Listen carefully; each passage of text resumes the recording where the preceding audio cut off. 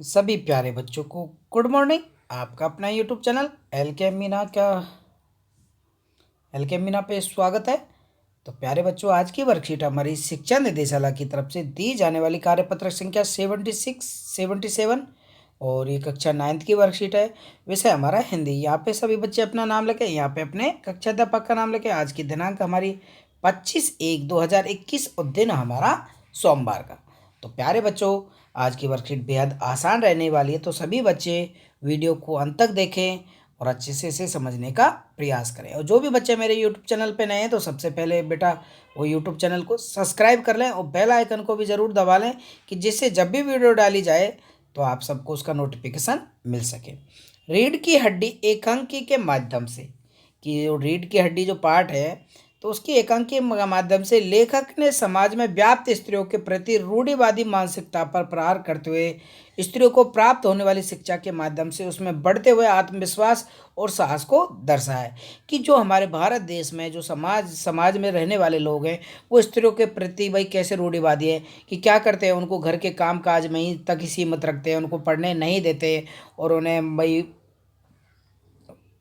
समाज में पुरुषों के मुकाबले उन्हें बराबर से काम करने भी नहीं देते। क्या करते हैं कि उन्होंने भाई कहे भाई स्त्री जो जात है वो बस रसोई तक ही सीमित है और अपने बच्चों तक ही सीमित है। लेकिन आजकल लोग बहुत ही शिक्षित हो चुके हैं। शिक्षा के प्रसार के माध्यम से उन स्त्रियों का क्या किया है, आत्मविश्वास बढ़ा है और साहस को भी दर्शाया गया है।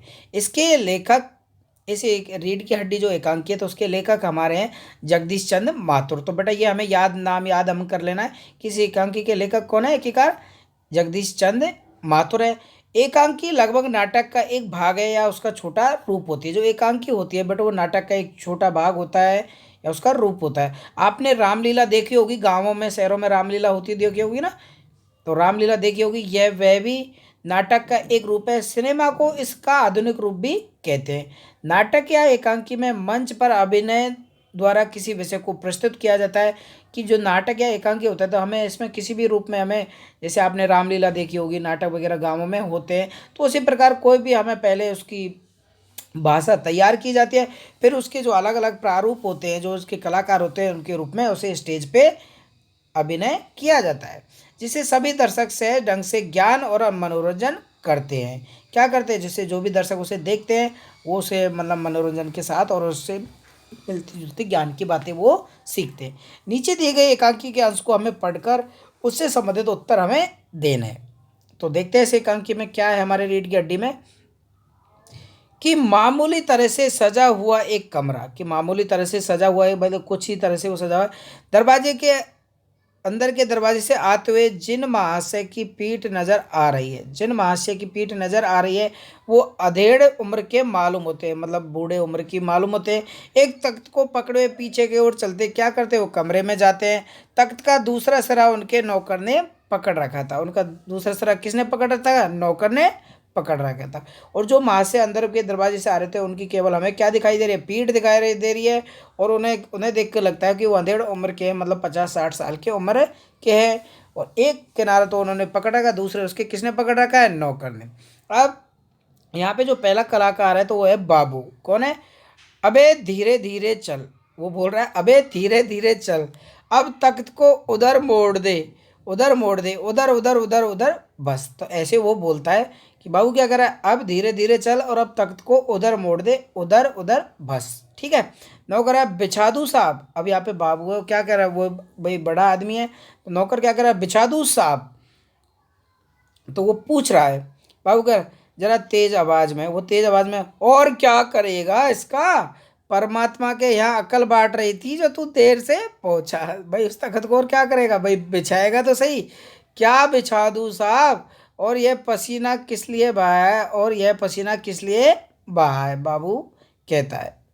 नौकर तख्त बिछड़ता है ही। मतलब हंस के कहता है कि तख्त बिछड़ता है? कि तख्त तो कोई बिछड़ता है नहीं, बिछता है। बाबू क्यों हंसता है? हंसता क्यों है? वो क्या कह, नौकर से क्या कह रहा है? हंसता क्यों है? हमने अपने, वो कह रहा है अबे हमने भी अपनी जवानी में कसरत की थी। क्या की थी? बाबू क्या कहता है? हंसता क्यों है? अबे हमने भी जवानी में कसरत की है। कलशों से नहाता था लोटों की तरह, यह तकत क्या चीज़ है, उसे सीधा कर यूं, हाँ बस यूं।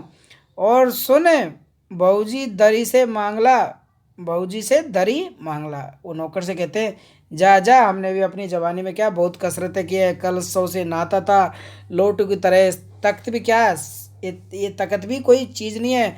उस टाइम हमारे जमाने के दिन हम ऐसे ही इसको तोड़ देते थे। यहाँ पे वो बाबू बता रहे हैं। इसके ऊपर बिछाने के लिए बहू से दरी मांगला या चादर मांगला, कल जो धोबी के यहाँ से आई है वही।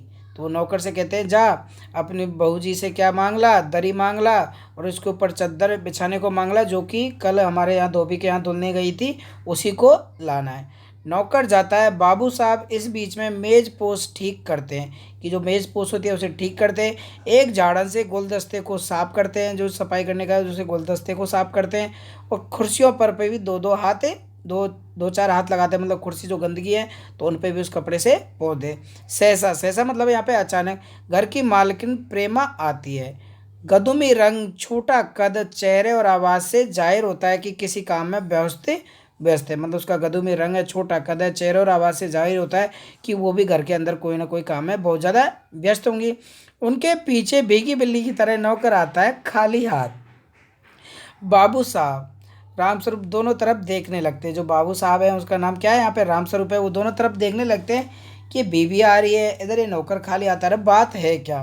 प्रेमा, मैं कहती हूँ तुम्हें इस वक्त धोबी की क्या ज़रूरत पड़ गई, एक तो वैसे ही जल्दी जल्दी में,